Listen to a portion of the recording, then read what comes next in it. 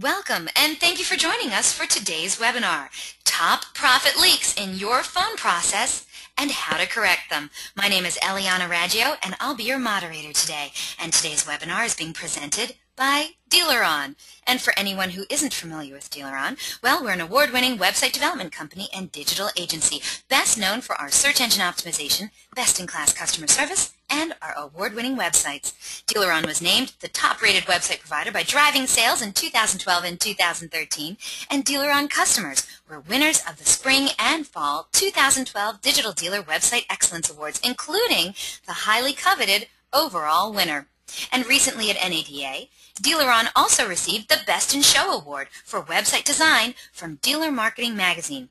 Dealeron is so committed to lead conversion, optimization, and customer service that we're the only company in the industry to offer a money-back lead guarantee program. So does your website company guarantee you leads? Well, then maybe you should check us out at Dealeron.com.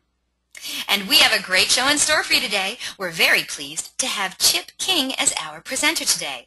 Chip King is the founder and managing partner of Call Review, whose unique award-winning phone process measurement and enhancement services help automotive clients increase market share, customer retention, and profitability in all phases of dealership operations. Chip has spent over 30 years in automotive retailing, holding every position in variable operations, general manager, and even dealer principal, always maintaining a special focus on the customer experience. Call Review was born in 2006 to address the biggest profit leak in the retail auto business, the phone.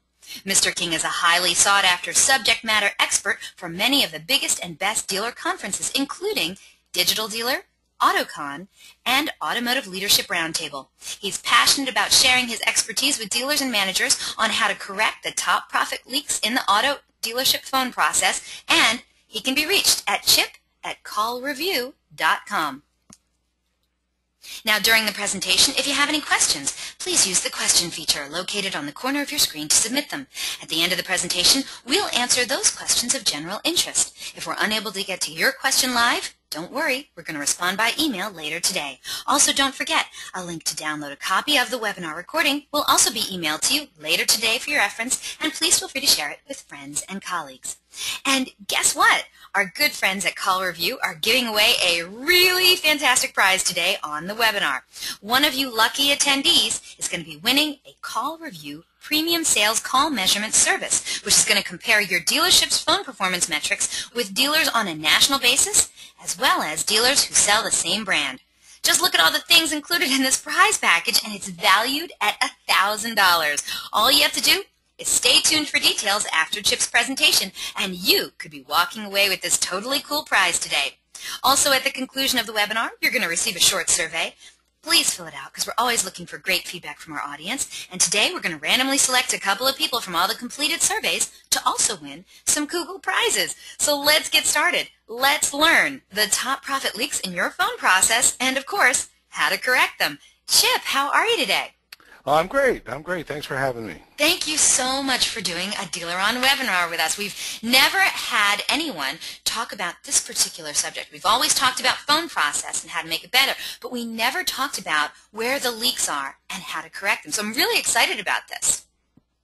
Great, great. Well, I'm really passionate about this, as I hope will become evident. We think that the measurement of the phone process in your dealership is directly related to your financial statement. So that's really what I want to focus on today, is how to measure your process. What does it look like across the country? Consider the impact of the whole caller's journey on literally your financial statement, on your market share, on every piece of business that you do, not just phone, because it relates to so much more.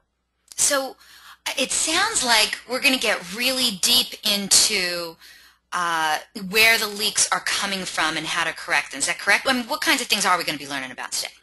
Well, we're going to look at a little over 2 million calls. I'll show you that slide shortly, and we're going to measure some of the key impact of those calls, some of the key profit leaks. that occur in our dealerships nationally, and my hope is to get you excited about focusing on your own measurements and how you might compare to what the national metrics look like. And what is the caller's journey in your store? What's it like to do business with you as it relates to the phone? That all sounds great. 2 million calls? I cannot. You guys listen to 2 million calls? Oh, many more than that. Oh, that's a lot of calls. Well, I can't wait is. to hear what we're going to learn about today. So let's get started.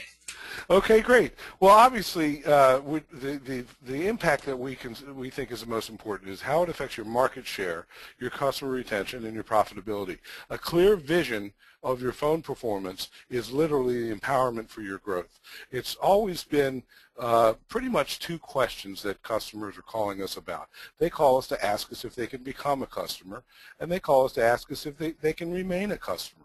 In my opinion, those are the two main purposes of every call, at least how we have to think of them. So the vision of this interaction is critical to those three things: market share, customer retention, and profitability. I think everybody knows this now, but let's just talk about this for a moment. The phone lead has increased dramatically. Some say it's 7 or 8 to 1 now over the e-lead. And the e-lead continues to decline a little bit, so we have to stay focused on this pretty important tool. As Wikipedia says here, and this is last year, of the population of 310 million, 292 million of us have phones, most of them smartphones. So there's the focus of the phone and its interaction with us is even increasing over what it used to be. There's pretty much three ways that a customer in sales in particular will contact us. They'll click, they'll call, or they'll come in. So the click, the e-lead, the quality is probably the lowest. So the furthest out, they're the highest in the funnel, they're at the beginning of the research. The quantity, as you see here, is declining, but the visibility is really good. We have focused in the last few years on really looking at that interaction, that e-lead interaction. We'll see later that we went from days to now minutes in measuring that interaction. Over on the other side, the best quality, obviously the furthest down the funnel, especially in sales, is the people in the showroom. And the visibility has never been bad there. We're very clear on the process of what happens when somebody comes in. The call, on the other hand, the quality is very high. The quantity is increasing and it's high, but the visibility has been a blind spot. So that's what I want to talk about today. Of the three leads that come in, and we'll start with sales, that most important lead is in the center here. It's blind to us. We can't really see what its effects has on our business without some fine tuning. So let's talk about this. So the blind spot is also, if you would agree with me, it is the sweet spot. Because, once again, the caller on the sales side is within 10 days of making a purchase. The caller on the service side is usually immediately going to make a decision and a purchase. So the sweet spot is, sadly, the blind spot. So let's talk about how we can impact that. Oh, by the way, that was sales stuff. Let's talk about service for a second. 46% of the 2 million calls I'm going to show you, 46% of all the calls to the dealership were for fixed operations. And think about this for a minute.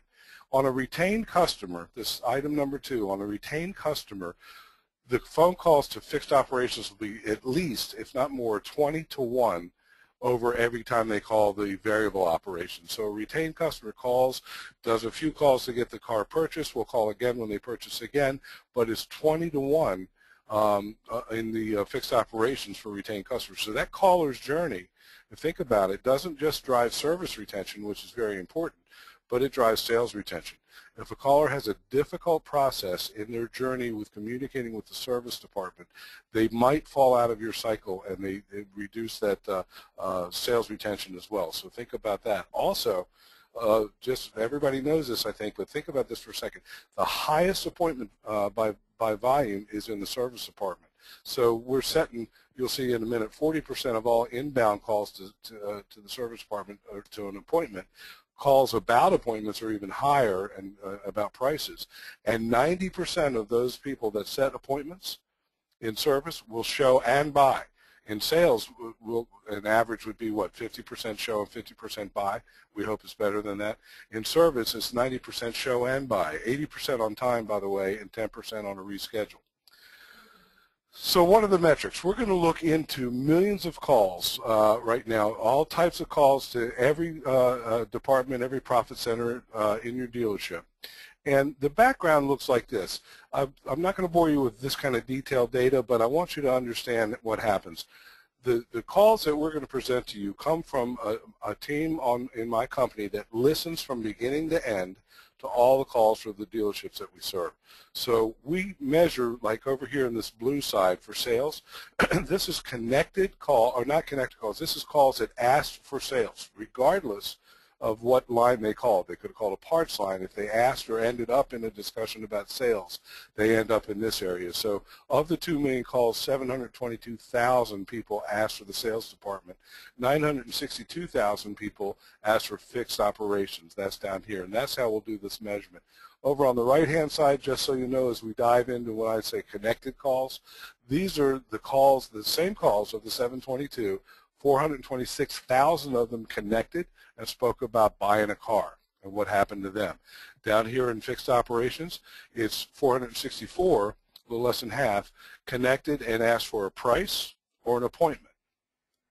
So stay with it. There's a big difference. You'll see the 81% of the people who asked for a price or appointment set one and fixed, although 40% of all calls resulted in an appointment. 37% of sales calls connected about buying a car, but only 22% of all calls. So we'll talk about one of those profit leaks as well. And as you see here, 195,000 callers got lost in phone trees, never got through. We don't know what department they were trying to get to. So this is the overview of the 2 million calls, and we're going to dissect how it affects our profit statement as we go forward here. So the 2 million monitored calls. Tell me if you agree with me, but I would say for this definition, a successful call is an appointment set.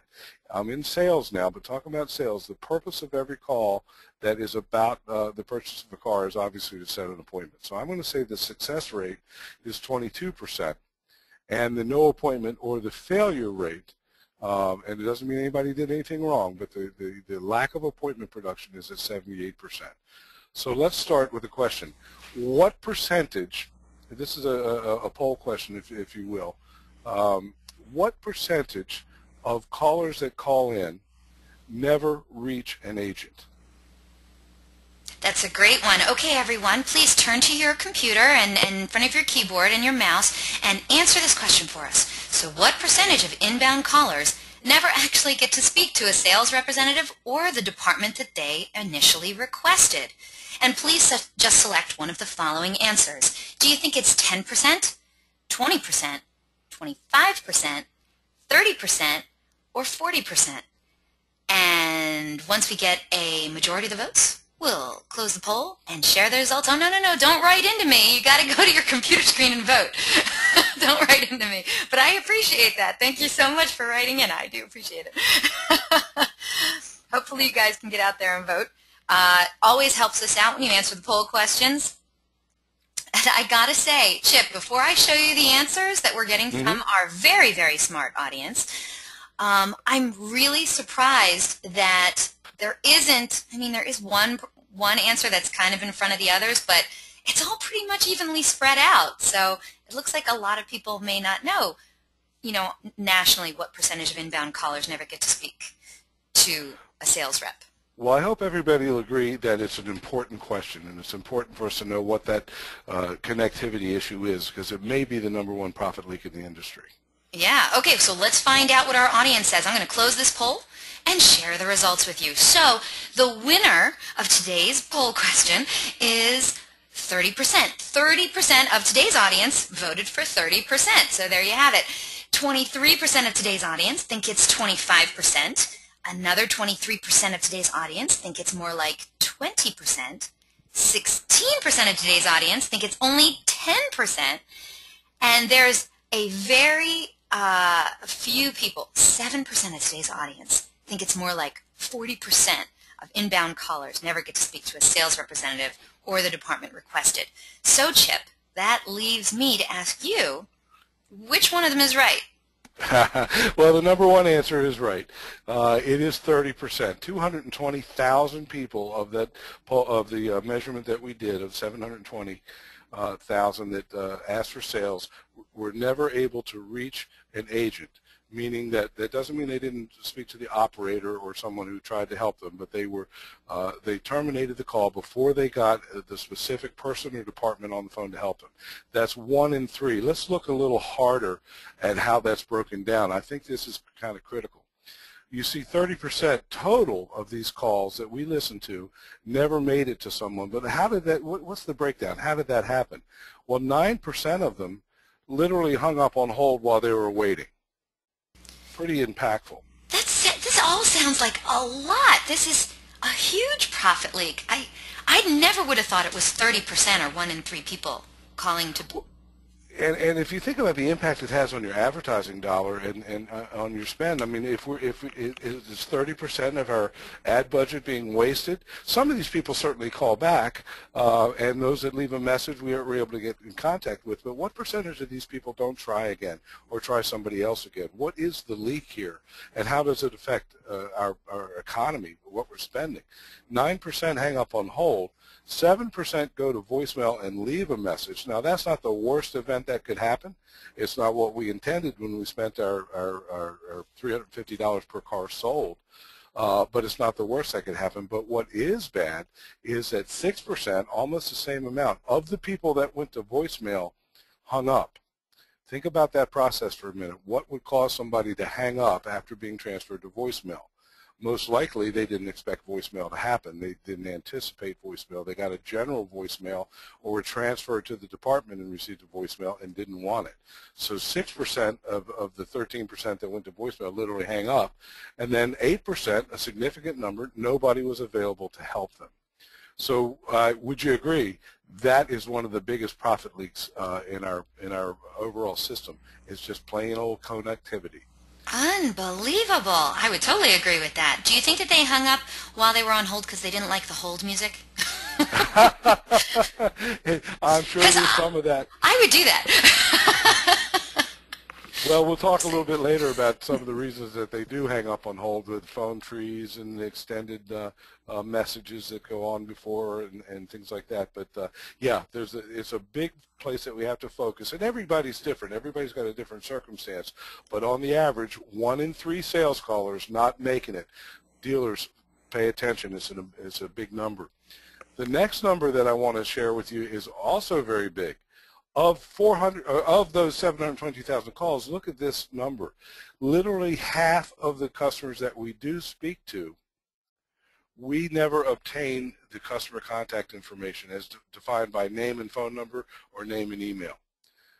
We never receive that. Now that is a dramatic leak, because first, we don't answer 1 in 3 in these 2 million calls. So you've got to consider where you are in this. First, we don't answer 1 in 3, and then when we do, only half the time do we get enough information to follow up. Very impactful, I think. So consider that for a second. What else happens? Well, when we do connect, oftentimes we say, let me call you back with that information. Probably not the worst process in the world, but it's certainly not a good one. Sadly, I'm one of the trainers in that. When I was a dealer, when I was a sales manager, a GSM, and a GM, I literally trained in what is now considered old school. Get their name and number and call them back. That's how you get the customer contact information. Well, we know that that's dangerous now, and everybody in the room can at least picture one time that you went home with a note in your pocket and you found it when you were taking your keys out, and oh my gosh, I was supposed to call that customer back. That's not the worst thing that can happen, but it's a bad part of the process. Look at what happens also under that. Of the people that we promised to call back, 3% were nervy enough to call us and say, hey, by the way, you were supposed to call me and you didn't. 3,901 people. Now, question, is that everybody who we forgot to call back? I don't think so. I think that's the bold. That's the people that really wanted to buy your car. That's the people that are the alpha dog that want to make sure you know they're not happy. Consider that to be maybe double, triple, or even more of the times that we promised to call back, and this is in sales. So consider that impact as well on your ad dollar and on your performance. Let's go to fixed operations for a second. In fixed operations, 40% of all calls, it's almost 1 million in this, 40% of all the calls that went to fixed set an appointment. 46 for service, 19 for parts, 19 for body shop, and very few people have an aftermarket process. So 40% of the fixed operations. Let's look at that. Keep this in mind. This is an important number. When they do connect and they ask for a price or an appointment, 81% of those set an appointment. It's a dramatic difference, wouldn't you agree, between the 40% of the total calls and the 81% of the people that ask for a price or an appointment. So what could cause that? Could it be status updates? And that's what we do find, by the way, is the number of callers that are calling in, because the connectivity is not too bad. It's 1 in 5. It's still pretty bad. You want to consider that 1 in 5 times, if you're average, your service caller is not reaching an agent. But what percentage of the calls are also status calls? Is my car ready? Is my car ready? Your measurement, when you focus on this, you may find that between 2 and 4 o'clock, typically we'll see a big peak in calls, and those are status check calls normally. So consider that process. And once again, for those of you that are only in sales and don't focus on the fixed operations, remember the fixed operations focuses on you. So this process has an impact on more than just fixed. It has an impact on sales. Look at this. We talked about 50-50. 50% of the sales calls, we collected customer contact information. In fixed operations, we measure it a little differently. 75% of the time, we don't hear the following. And this is the measurement is different in that we don't hear them ask and receive customer contact information or verify current information when the fixed operations people are using the DMS and reverse lookup, which so many do. Just as an aside, about 30% of your DMS has stale information, and it affects your email, it affects your mail, and it affects your connectivity to your customers on the callback to update them on their cars. So we measure this as an important time to update information on the 40, 50, 60% of these customers that are retained and bought from us, and obviously to gather the customer contact information on the first shot. So a very important part in fixed operations also is how do we gain or confirm that customer contact information. Fixed operations, one of the measurements we looked at before in sales, only 8% of the time is much lower. It was 29 in sales. Only 8% of the time do we say, let me call you back with that information. But 5% of those we forget. So it's called a broken promise in our measurement. That has an impact on our caller's journey as well. So we have to remember when we do promise to call somebody back how to measure, did it happen? Very important. There's great news, in my opinion. We have always fixed that we've measured. We get better at things that we can see. So my focus today is why the visibility of this sweet spot and blind spot is important, because we know how to fix stuff. Example, our internet leads. Would you agree back in around 2003 that we responded in days? I know I did. And that we delivered, if any, less than 1% of the leads on our internet back then. But the OEMs and our dealer principals, and we learned to focus on that. And in 2013, it changed completely, didn't it? Now we respond in minutes. We're delivering 8, 10, 12, I hear 15 from time to time, % of those e-leads. So we're not dumb. We can fix what we measure, and we've shown that we've done that. So if we start to focus on our phone leads, if currently you're at 22% on your sales leads, if you're average, that's where you are. If you're average, that would mean that we successfully handle 22. That means 11 out of 100 will show up, and 5 or 6 out of those will buy a car. So we might have a 6% conversion to sales, which is all that really matters.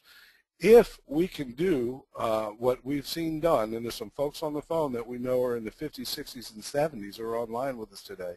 We've seen as high as 80s on the inbound. If we can get there, imagine the impact it has on our profitability.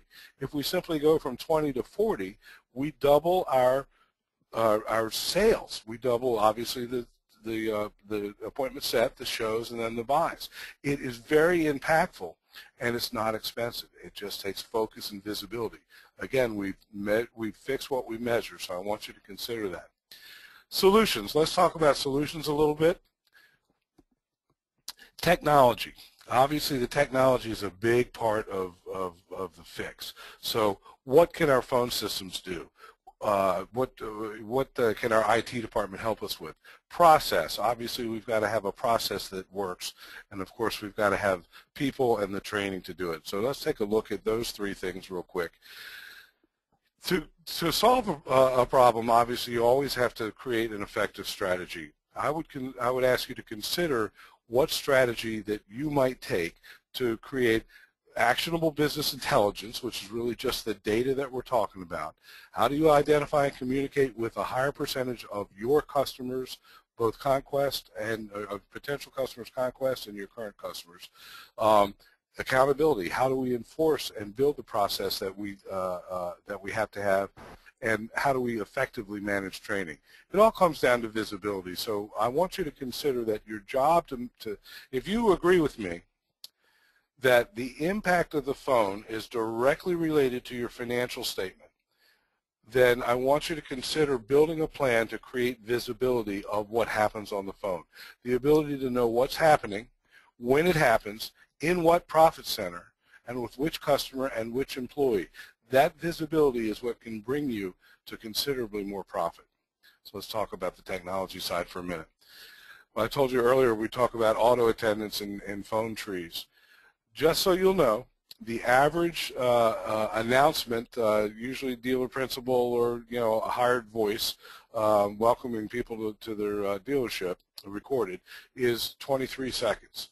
23 reasonably long seconds. So consider the impact the auto attendant has. And then the phone tree process. Press 1, press 2, press 3, press 4. Not altogether a terrible process, but and we needed to build these processes because we had this funnel, and we'll talk about this funnel of calls that was growing and growing and growing. We have to manage those calls the best we can. So we kind of invented the auto attendant and the phone tree.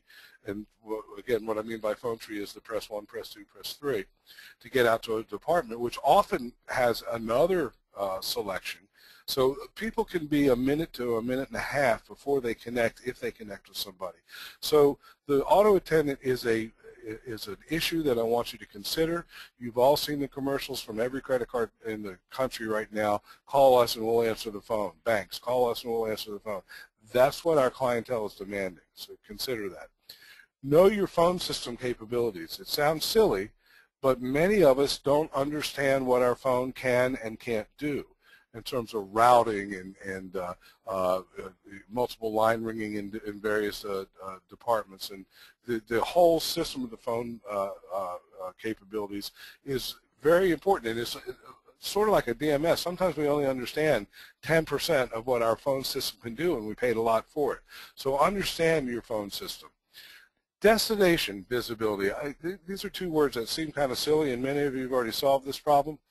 But think about it for a second. If you have a situation where the person that answers your phone can't see where they're sending the call, oftentimes they can see if a line is lit and they know somebody's on the phone. But what if a customer's calling for an individual that's with another client?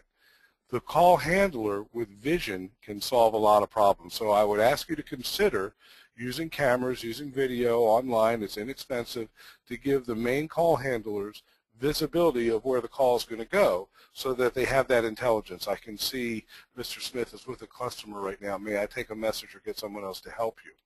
So that we're not sending those calls to ringing phones that go to voicemail that people hang up on. Visibility is it's a simple concept and it works. Personal portable phones, I threw that in because I was in a dealership recently that everybody had in service had an earpiece, and in sales had a phone on their hip that was tied to their phone on their desk. It gave them the ability to take and make phone calls from wherever they were and increase connectivity, which is what we're talking about. Voicemail technology. Consider the power of instant notification. If you have a system that will send an email or a text to the person that got the voicemail, letting them know that they've got it, you'll have a higher response. Not responding to a voicemail is one of the most negative things we can do to a client. And again, seems kind of simple, but who's in charge of your phones? Who manages your dead extensions, your outdated ring groups, your rollovers, ring back timing? Dead extension, by the way, is way more common than you think. We're transferring calls at some significant percentages to voicemail extensions that have no identity, have no name, and no one's checking on them. So who's in charge of that technology? Can you go through and do a quick audit to make sure that everything in your system is working as it's supposed to be? Consider that, because once again, we're talking about 30% of our callers are not reaching someone. 1 in 3 in sales, 1 in 5 in service. The technology is an important part of it. So now let's talk about process. The receptionist process. I'm going to ask you to consider this question. Should the reception be on the floor? Should the person who answers the phone also be the greeter on the floor? In most of the dealerships that we're speaking to right now, you have a system set up where the phone rings to the person that's on the showroom floor. I went to a major group, 28 dealership group, last week. I walked into an amazing Highline dealership. When I walked in, there was a really attractive setup with a semicircular desk and a receptionist, a greeter, sitting there waiting to greet me. As I walked in, she took a phone call, and she was struggling. She wanted to greet me. That was her job. She couldn't even maintain eye contact with me because she took a phone call. What's that experience like for your people that walk in? Should you consider that the people who answer the phone are elsewhere, and that the people who are designated to greet customers as they come into your showroom and your service departments are able to do that without having to make a choice? The phone and the customer-facing team in every case, how many of you have a service cashier that answers phones as well? Every time you put a phone handler in front of a customer, there's going to be a choice, and the customer's always going to lose. Consider that. Some customers are going to lose given that choice. I call it Sophie's choice between the phone call and the customer in front of us. Think about your service advisors for a second in that. So call center, another potential solution. I'm not sure how many of you all have a call center currently. Typically, when I have a large audience, it's about 30%. And to BDC or not to BDC is an important question. Is a call center the right answer for you? There's a lot of metrics that you have to measure to make sure it's right for you. One of the things that I want to talk about is how to avoid a BDC funeral. How many of us in the audience have had a BDC, I'll call it a BDC funeral? I had a BDC failure. And what causes those failures? How can we save money when we do it again? What's the best practice in a BDC? We'll talk about that. One of the things I want to bring focus on is that if you have a call center in your fixed operations or in your sales department, especially in your sales department, think about the handoff between your virtual dealership, because your e-lead management, your chat management, and your phone management is your virtual dealership, which is 100 times the size of your sticks and bricks, no matter how big you are. What is the handoff? What is the transition between that phone experience and the floor experience? You've got to make sure that your people that are handling your showroom and your service centers are completely in tune with everything that happened on the phone. So consider that for a second. We think a call center is a great solution. We've measured our highest performers have call centers, but we've also witnessed call centers that just bring failure. Had a call center situation that in itself was doing great, setting 55% appointment set on the inbound, good experience, everything was fine, but the handoff to the to the floor was not going well. There was no CRM adherence. People that came in had a great expectation set on the telephone. Those expectations weren't met on the showroom floor. So we had a fall off in deliveries. The percentage of deliveries for shows actually shrank because of the difference between the experience on the phone and the experience on the floor. Consider that when you consider call centers. Talk about people for a second. Skill and performance measurement, key visibility, knowing the individual and the department results allows you to know who to train, how to train, to spend your training money efficiently, internally or externally, to know who needs the training and how to train them. And we think there's a big power here in training the trainer. imagine for a moment that, and many of you have this, but imagine for a moment that in your dealership you have a phone specialist, a phone process specialist, who is the measurer, who knows everything that happens on the phones, and is also the trainer. So if we train the trainer so that they can monitor all your statistics, keep you abreast of them, and have a continuous training process, how much better can it get? And the economy of that is very powerful. Coaching, one of the things that I want to share, and this is important to me, so I'm going to ask you to take a second and listen to what I'm going to say next.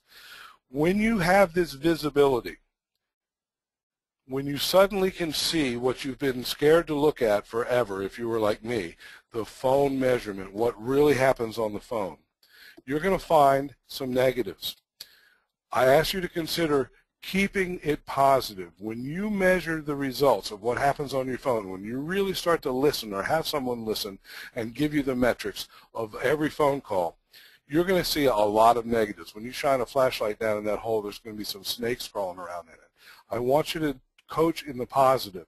What we've learned is that to change a culture that needs changing, that coaching in the positive has a much better impact, and it's going to be hard. It's going to be hard. I know when I was a general manager and a dealer and I would listen to a few phone calls that didn't go my way, you know, I either had to leave the building or leave the weapons in my office because I would be upset about what happened. No baseball bats, right? But that's our nature. So we've got to be careful not to coach in the negative, coach in the positive when you start to measure these things, because you're going to see some stuff that you've only suspected. Accountability, critical. That's why I said earlier, let's go to one phone specialist. Let's have somebody in the dealership who's focused on this process for you and can help you train the folks that need training and hold accountability as a big part of it. That person could be tied to the process of the phone, and you'll spend way, way less on outside support as you go forward. Actionable data. There's some stuff you just need to know. So when you actionable data, increase the value of your marketing dollar. Know when a call goes wrong. That's one of the measurements that's key, is knowing that there's an opportunity and it just happened. This happens via our process, but the critical component here is that you have the ability to know when something's gone wrong in time to have someone resolve it. Maybe if an issue goes wrong in a certain department, have a more skilled manager or a trained agent resolve the problem right when it happens. That's pretty critical. Measure your employee. Increase the value of your marketing dollar by knowing which employees or how they're functioning on the phone for their given job. This is a sales measurement.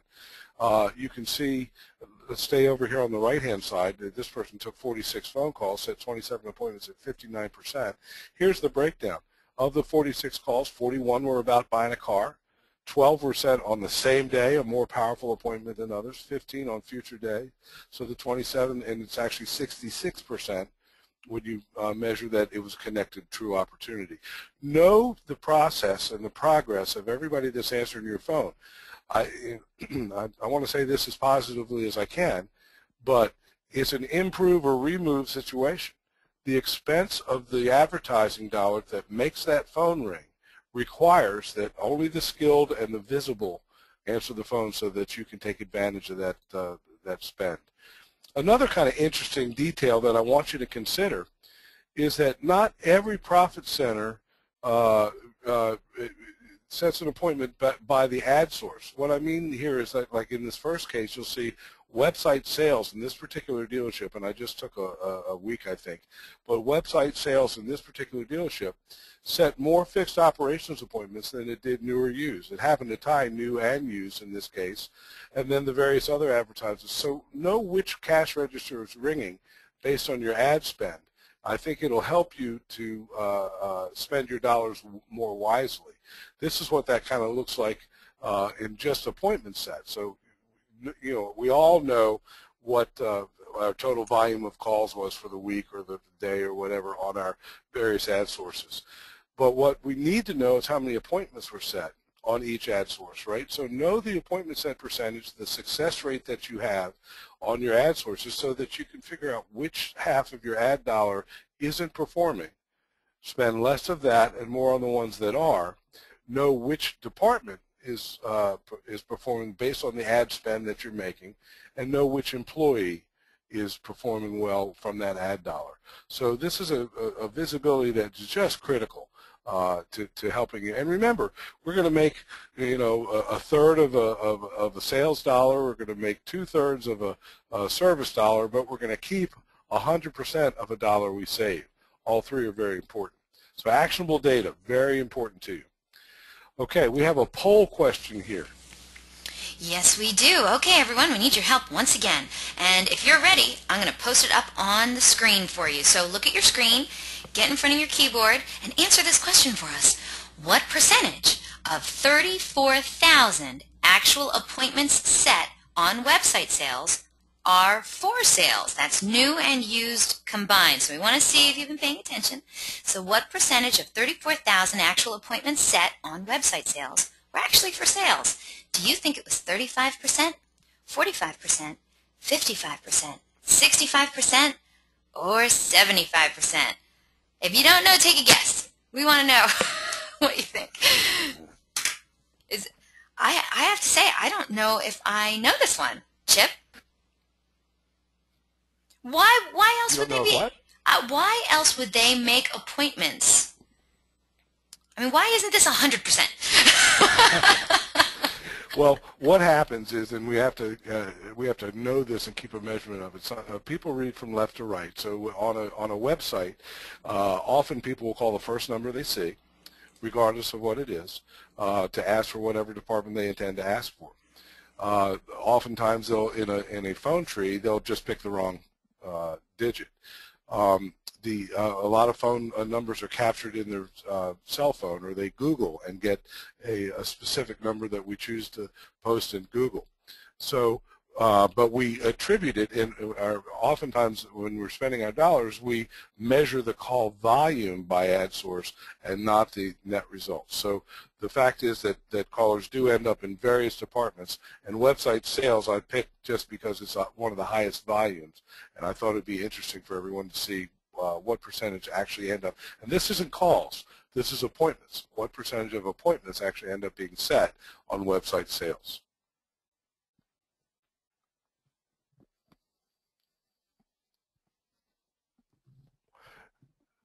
How are we doing?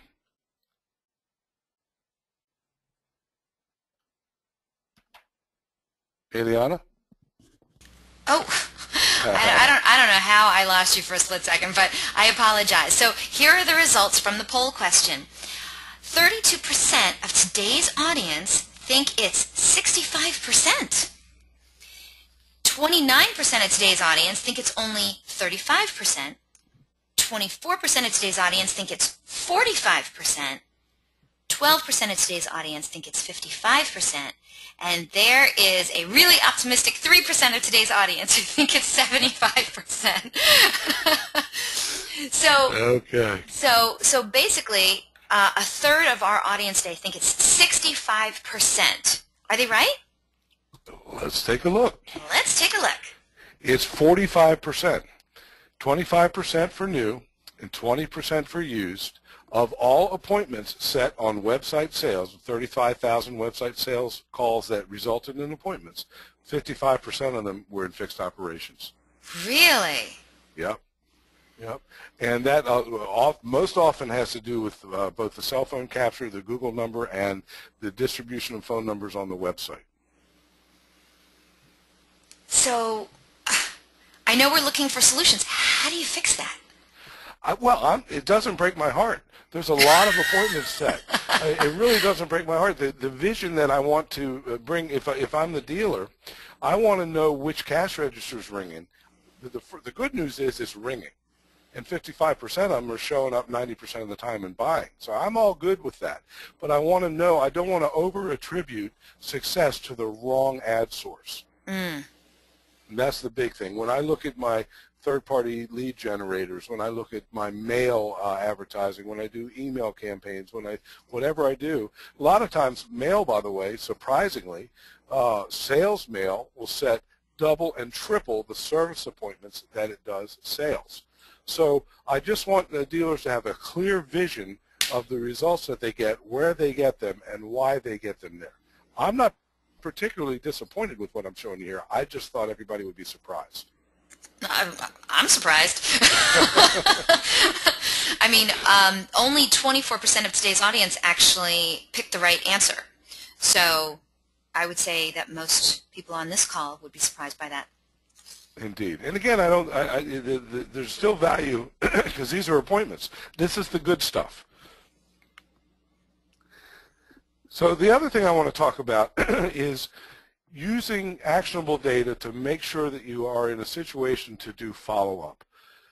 I want you to, your CRM, you're going to deliver between 11 and 15%, and I'm eager to find out if everybody agrees with that number, because it's a stab based on non-scientific polls of my dealers, that between 11 and 15% of the unsold prospects in CRM eventually get delivered. So the number of prospects that are in CRM becomes a critical number. If I have 100 a month to make it simple going in, and I can make it 200 because I'm not capturing all my leads, not by new leads, but because now I capture my leads and put them in CRM, will I sell more cars? And the answer is, I believe, yes. That's what CRM is about. But CRM is not unlike DMS. We can't get the full use out of it. So with the actionable data, clear measurement, can we get better information into our CRM? When we have pushes from all of our ad tracking providers, can that push clarify what is a sales lead and not a service lead, so that we don't end up with a bunch of junk sitting over there that we have to go through and spend 25% of our day deduping and making sure just sales is in there?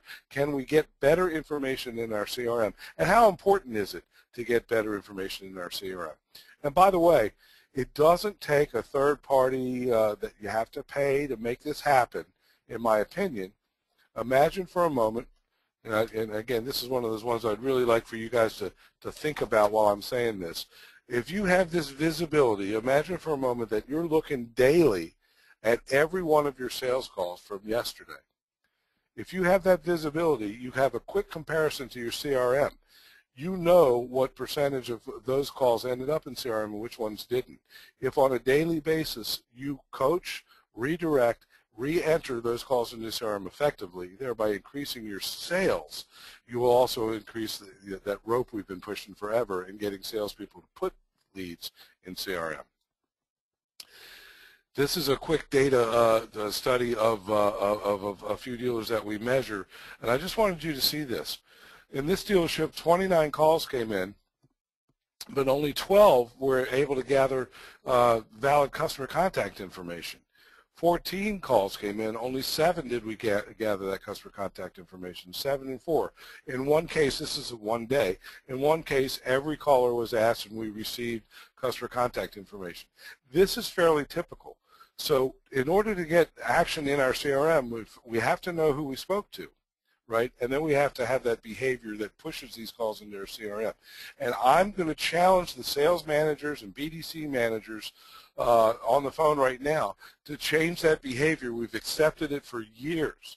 We've accepted that salespeople, and I was one. I was the guy you couldn't. When I started, but they were tickle files, like a little tin box with postcards in it or little post-it notes in it. I didn't do that, and nobody needed the follow-up system more than me. I was the typical guy as a salesperson that would not use this tool, but nobody made me.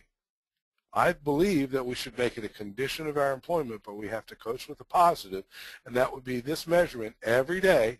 You took a phone call, it's not in CRM, put it in today and do it every day. I think inside 2 to 3 weeks you can change that behavior so that you have adherence.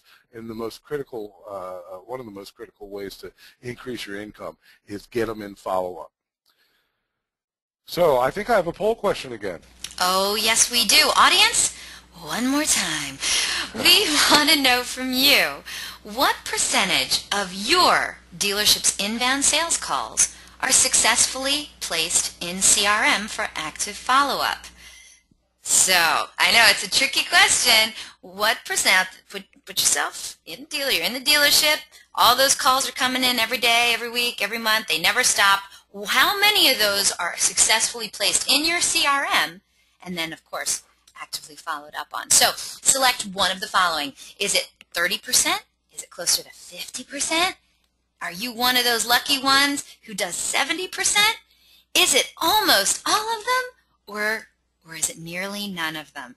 We want to know what's happening at your dealerships. Very, very important to us. So once we get the votes in, and we have a majority of the votes, we're going to close the poll and share the results. And this is a very interesting question, Chip. I'm wondering how this one's going to go. It is indeed. Me too. Me too. I'm always, it's not consistent, I can tell you that. No?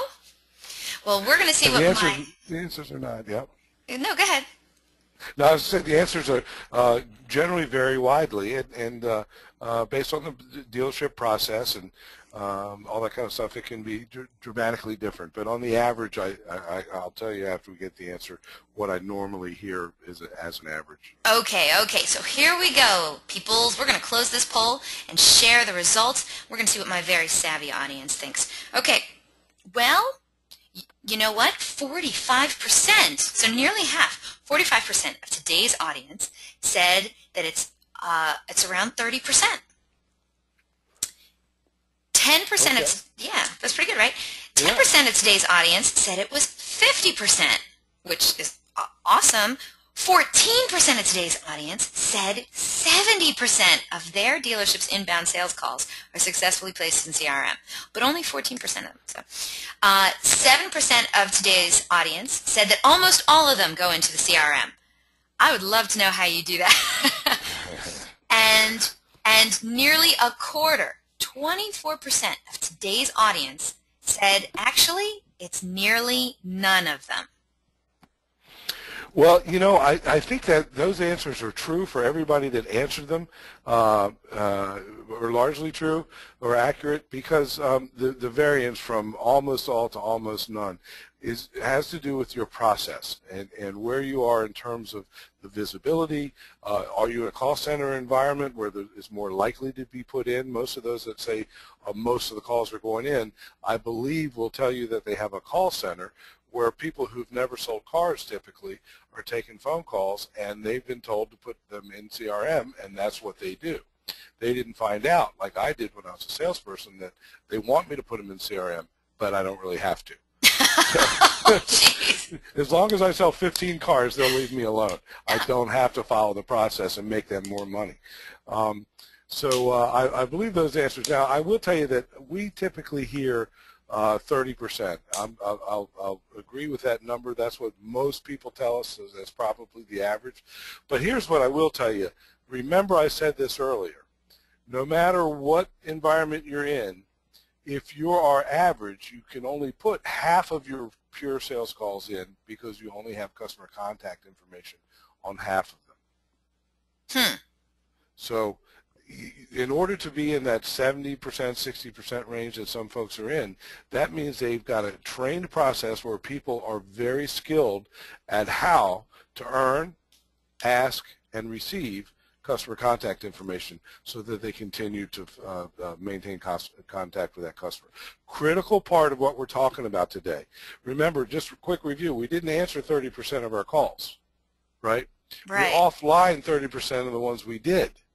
So now we don't get the information on 50% of the ones we did. We have almost no shot of increasing that 22% to appointment set without those repairs. And I know everybody's going to agree that more inbound appointments means more sales. So that's the focus I want to bring. That's what I talk about when that's what I mean when I talk about bringing visibility to something you've always suspected, but now I think you need to know, because everyone on this call, by virtue of the fact that they jumped on this call, on this webinar, is good at fixing things and has the energy and the desire to fix it. So I'm hoping that bringing that visibility is going to become an important part of what you do. So at this point, I would be happy to turn it over to questions. I think that's discussion points. Sure. I think that's a great idea. So, audience, if you have any questions that you'd like to ask of Chip from Call Review, get them ready, get them in. Before we get to the questions from the audience, because we do have a handful of some really, really good ones. Before we get to those, I think we have a little bit of business to take care of, don't we, Chip? I think we do.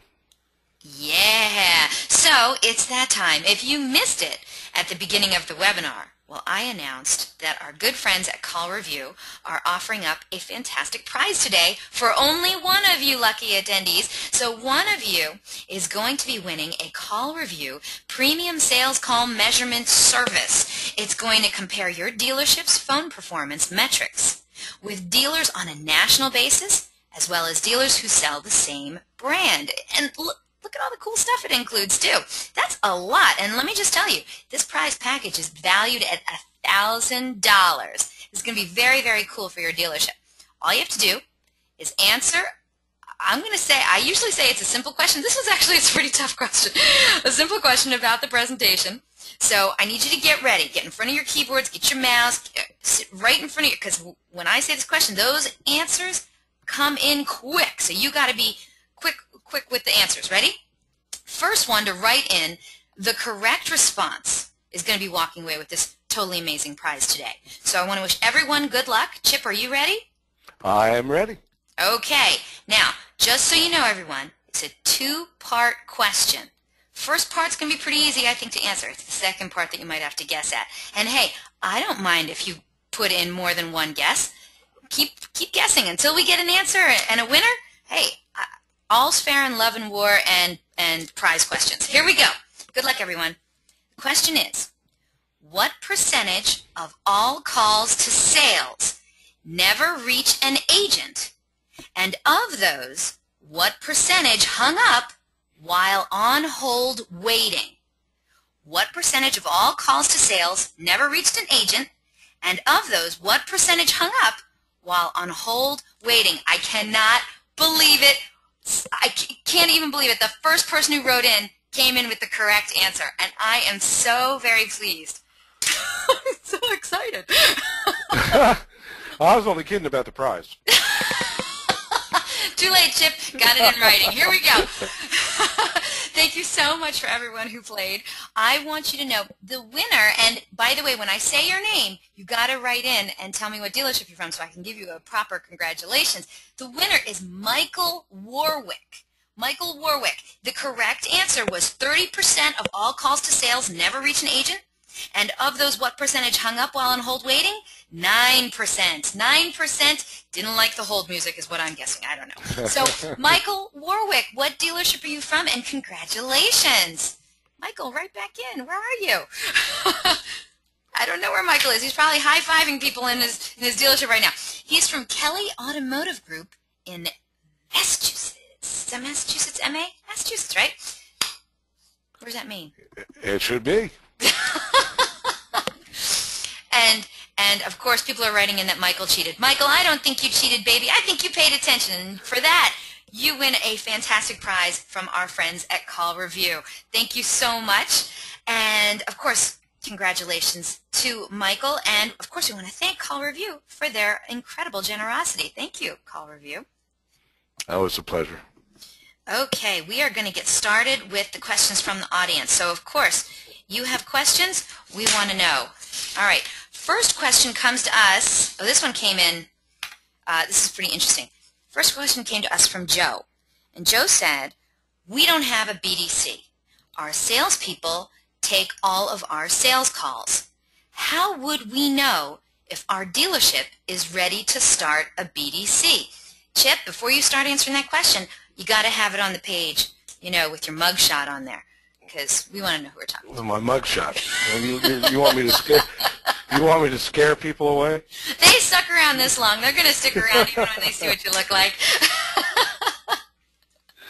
Okay, now I forgot the question. No, it was the salespeople are taking the calls, and how do we know if that's the right thing to do? Yeah, Joe, he says they don't have a BDC. Salespeople are taking all of the sales calls. How do we know if our dealership is ready to start a BDC? It's that's kind of a cool question, because the knee-jerk reaction is you're always ready to start a BDC. It'll always be better, but that's not necessarily true. First of all, as we talked about all day, this is about visibility. How are your people on the phone? If your sales team knows how to set an appointment and not try to sell a car on the telephone, if they're successfully setting appointments that show and buy, and you can see that measurement, you can save the expense of setting up a call center, and you can rest comfortably that it's going well. It's about the measurement. Typically, salespeople, again, I'm one of them, struggle with that appointment set because we are influencers. We believe that we can sell the car on the telephone. We forget about the appointment. It's a struggle for us to do that. And our follow-up habits are not always that good. But the other thing, and I presented to a large group out in Iowa, and the platform president for this Iowa segment, I'll tell you, it was Lou Jack, had an interesting question or an interesting statement. He said, how is it that I can trust my entire business with my sales team, with my sales floor, so the people on the sales floor, my sales managers, my general sales manager, I trust everything to them, and yet I can't trust the telephone process to them? Does that make sense? And that's a great question. So if you're not comfortable that you want to be in a BDC environment, measure your salespeople and train them. We've never trained them the right way, probably. Most dealerships have always trained the way I originally trained, get their name and number and call them back. We put a lot of pressure on our salespeople to be doing a bunch of things that they sometimes forget to call the customers back. If we can train our salespeople effectively and increase that measurement, that's nirvana. That's a great solution. So the answer for Joe is, to me, it's in the measurement. How are you doing, and what success might you have in training those to do that are answering the phone? Remember, improve or remove. You don't remove until you have to. Okay, well, Joe, I hope that helped you out. Great answer, Chip. Thank you so much. Great question, Joe, which brings me to my next question from Paul. And Paul says, we have a BDC, so he's totally different from Joe. He says, we have a BDC, but we aren't selling any more cars than we did before, and it's kind of expensive. How can we prevent a BDC funeral? Well, the term's catching on. Two things, in my opinion. If we have a call center that has not increased our sales volume or our sales growth, and also measure your CSI, then we have to look at a couple things. I told you earlier, one of the biggest causes of a BDC funeral is the handoff between the call center and the sales team. I would ask you to consider measuring that process that happens when your customers that you're setting appointments with, if you're setting a good volume of appointments, when your customers show up, what is their experience like? Does it match what they were promised on the telephone? Are they recognized? Were they given directions, by the way? But are they recognized? Do they have to start all over again? Is there actually a few cards that they were interested in ready for them to look at? Is there early management intervention to quote, I think, Grant Cardone? Does a manager get involved? Does somebody who knows that customer's coming in greet them, or do they have a cold experience? That's a very big part of making sure that you don't have a BDC funeral. Because typically, for those of us that are general managers and DPs, we want to keep 15, 17% as a sales comp to keep our statements healthy. A BDC could easily take it, if we charge it to where it should be, which is sales, could easily take it to 19, 20, 21%. But that, as long as that's of a bigger number, then I'm good and I won't have a BDC funeral. So I'd say that floor process. I would add to that one more thing. That morning discussion of yesterday's calls, and then something I call a two-a-day. Make sure your BDC manager is communicating with your sales management team twice a day, 10 o'clock, 2 o'clock, 5 minutes. Here's an update on all the outbound calls, all the confirmations, the new inbounds. Make sure every member of your team knows that, Mr. Smith is coming in and he's going to ask for Mr. Jones this afternoon, but if Mr. Jones is busy, make sure everybody knows about this customer coming in. So communication between the BDC and the sales department, critical. Wow, that was a great answer. Paul, I really hope that helped you out. Really great stuff there, Chip. Okay, next question comes to us from Katie. Hey, Katie. Katie says, the local number on the... Wait, let me get this right. She says, we're told to keep our local number on the majority of our marketing outlets, i.e. displays, Google, website, etc. Is there any way to track local numbers? And, you know, Chip, this is pretty funny because, you know, a couple of webinars ago we were talking about how to make your Google Places page really, really more effective. And one of the things that Google Places looks for is a local number. And one of the things most dealerships put is a 1-800 number. You know, so that unfortunately was something that was discovered, you know, during that webinar. And so a lot of people have been changing to local numbers. So how do we help dealerships like Katie's really make it effective with local numbers? Ask your ad tracking provider for what was originally called a masked local number. Masked because the caller ID is masked so that it's still effective. But all that means, and we provide them, and so does everybody else, we can give you a number that is your local area code, and then another number. It's still recordable. Everything. There's an audio recording. It's trackable. You get all the data from a local number, and that's a greatest question, Katie. Thank you, because so many dealers have been influenced to bring a local number to, especially Google, and then they lose that visibility. So you can do both. As a matter of fact, you know, you might want to consider using a local number for almost all of your ad tracking. I mean, there's unless you have an 800 number, as opposed to 855, 866, and all that stuff, there's going to be other cases where a local number might have more value for you. Katie, we want both.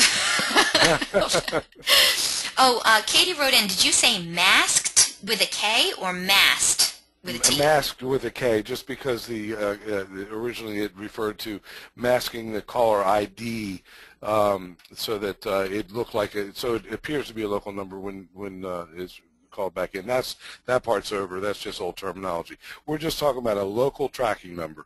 Consider it that way, and everybody can provide them. If they can't, you know, ask for someone who can, because I believe all the top providers can do that. Katie, good luck with that. She already wrote in and said thank you very much. Okay, next question comes to us from Jack.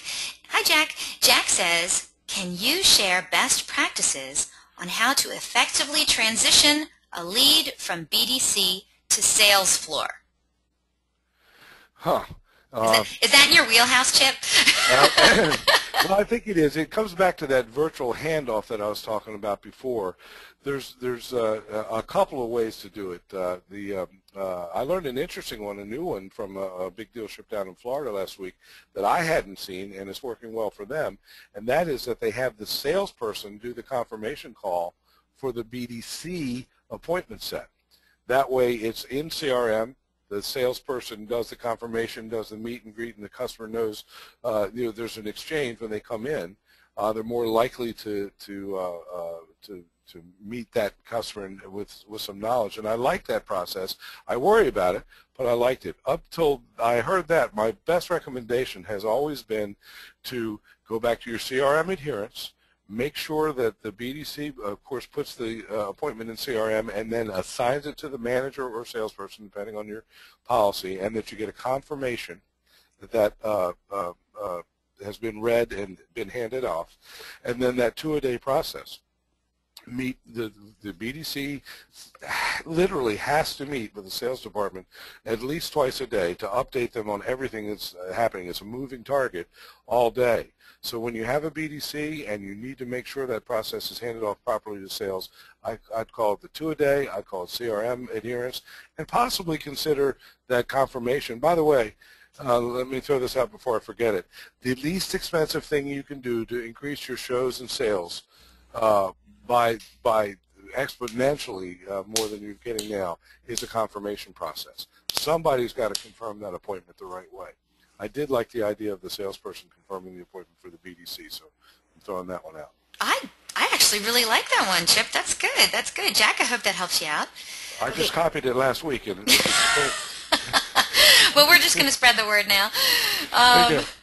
Okay, next question comes to us from Kendall. Kendall says, how many BDC members should there be on average? Chip, are you there? Chip? Hello? I am, I'm sorry. Oh, okay. I thought I lost you. Okay, Kendall, the next question is from Kendall. Kendall says, how many BDC members should there be on average? Now, Kendall, that's kind of a trick question, isn't it, Chip? Well, it depends, right? I think she means, how many interactions can a BDC person handle? So you have to consider, is in this role, is the BDC person going to be making outbound calls, confirmations, unsold follow-up? Are they involved in chat, or are they just taking inbound calls? Typically, I think we would hear, and I'd ask the audience, I think I hear that 100 clients per month is about all one person can handle effectively, that they can make 60 to 70 outbound calls if they're just outbound callers, remembering that 70% of an outbound call goes to voicemail. But on inbound calls, typically per 100 cars that you sell in our study, you're going to need 5 people in the phone center.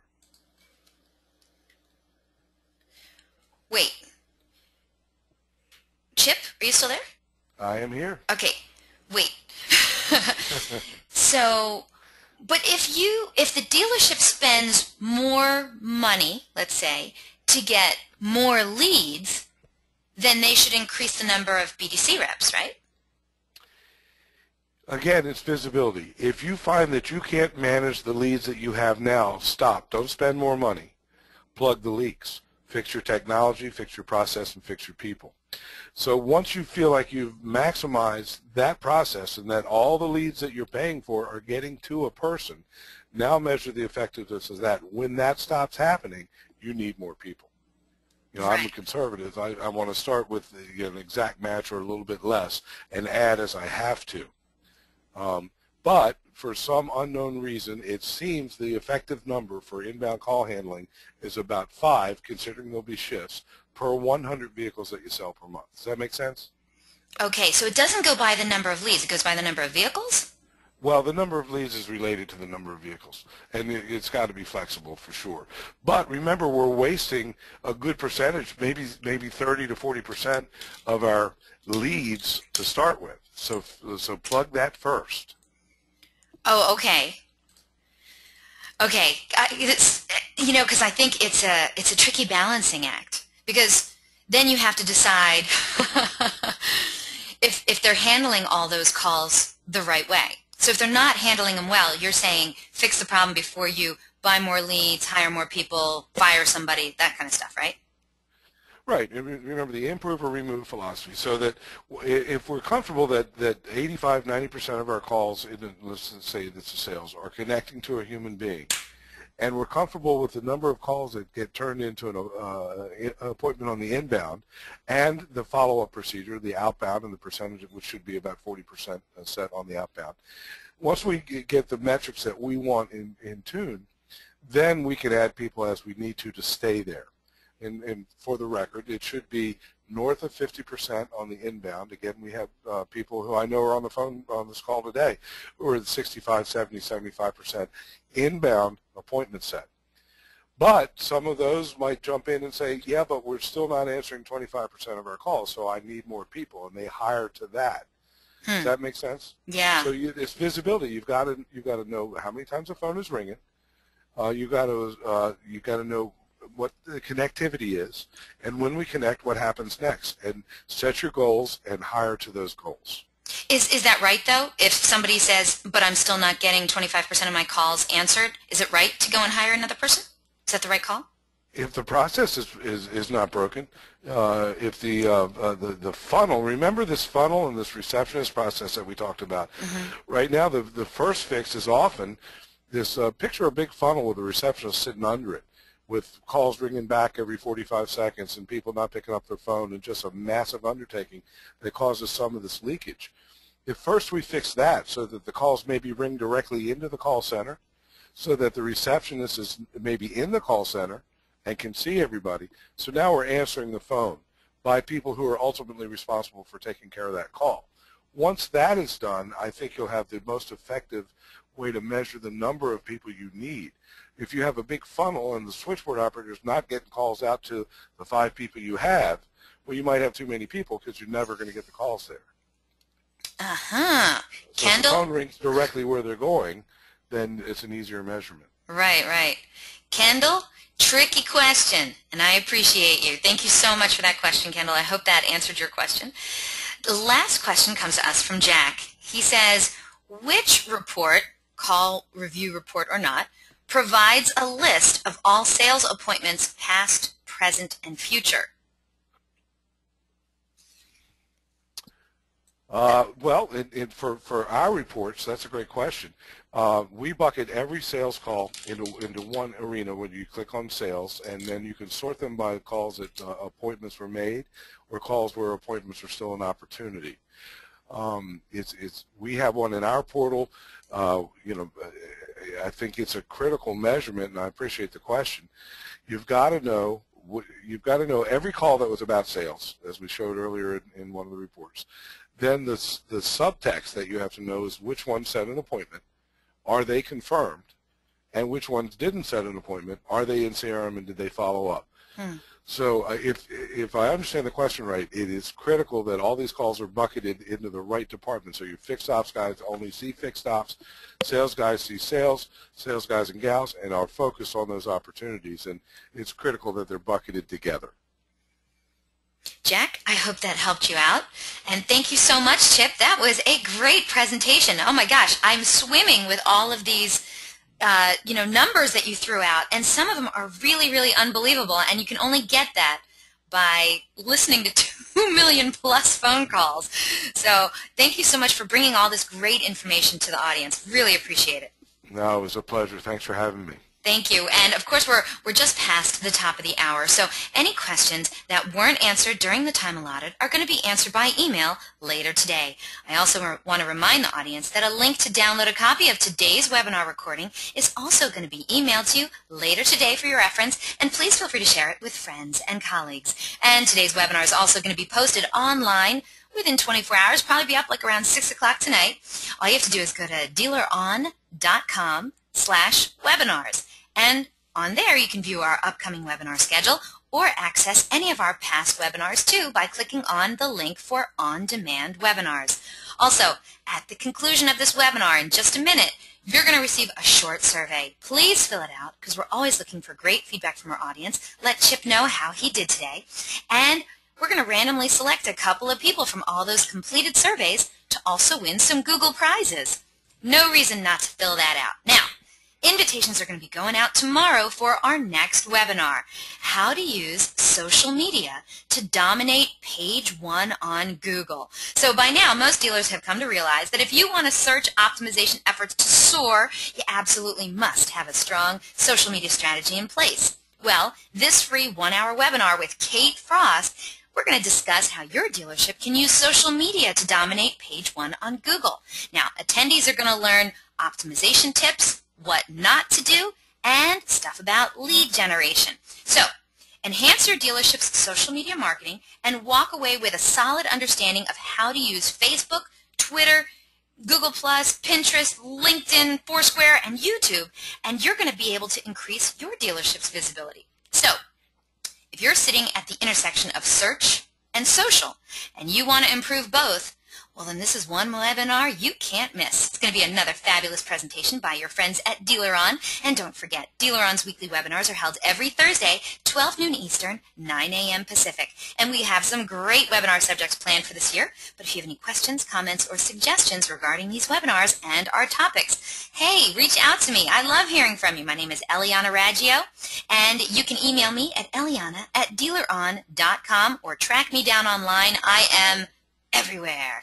Thank you all so very much for spending this time with us today, and I hope to see you all on a future webinar in our continuing education series. Have yourselves a good one. Take care.